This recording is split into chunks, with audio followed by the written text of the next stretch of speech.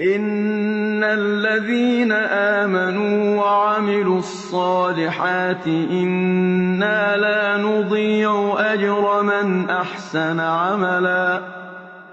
أُولَٰئِكَ لَهُمْ جَنَّاتُ عَدْنٍ تَجْرِي مِن تَحْتِهِمُ الْأَنْهَارُ يُحَلَّوْنَ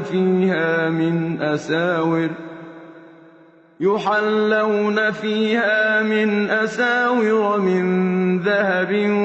وَيَلْبَسُونَ ثِيَابًا خُضْرًا مِّن سُندُسٍ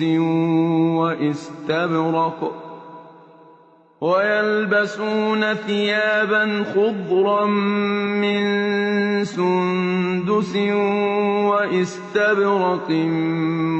مُّتَّكِئِينَ فِيهَا عَلَى الْأَرَائِكِ ۚ